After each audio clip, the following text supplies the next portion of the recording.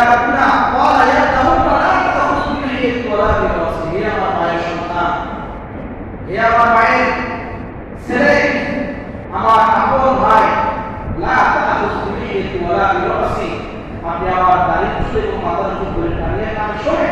আমি যদি নিষেধ করেছি, আমি দায়িত্ব পালন করেছি, কিন্তু এরা আমার কথা শোনেনি। আমার কি এই যে সব দোষ হচ্ছে স্বামী, সব দোষটা স্বামীর সব দোষ। তখন মুসা আলাইহিস সালাম বললেন, মা রাব্বুকা ইয়া সামি, হে স্বামী তোমার বক্তব্য কি?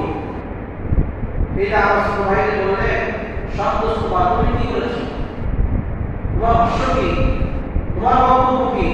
তখন স্বামী বলে, ক্বালা রাসূলু বিমা লা তাবসুরুনি, আমি যা দেখেছি ওরা তা দেখতে পায় না। সে কি দেখেছে? ওই যে জিবরিল আর ফেরেশতাকে দেখেছে, ওরা উপরে সওয়ার হবে। আমি সেখান থেকে ঘোড়া করে নিচে কিছু মাটি সংগ্রহ করেছি। বিমা লা তাবসুরুনি, আমি যা দেখেছি ওরা তা দেখতে পায় না।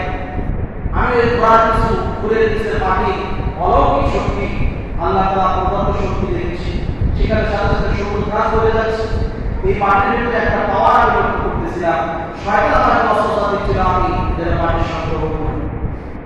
আমি কি করলাম, সেখান থেকে মাটি নিলাম, সরল দিয়ে একটা বাসন তৈরি করলাম, বাসন তৈরি করার পরে সেখানে এই মাটিটা নিক্ষেপ করলাম, বকারা আরেকটা সাওয়াল নিয়ে আসছি, এরকম করলাম, আর গরুটা আমার শুরু করে দিল।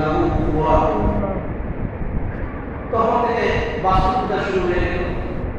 যখন স্বামী এই কথা বলল, তখন মুসা আলাইহিস সালাম বললেন, যা ইযহাব, এখান থেকে চলে যা, ফাইন্না লাকা ফিল হায়াতি আন তাকুলা লা মিসাস, তোর এই পার্থিব জীবনে তোর শাস্তি হচ্ছে তুই বল লা মিসাস, লা মিসাস। লা মিসাসের অর্থ হচ্ছে তোমরা আবার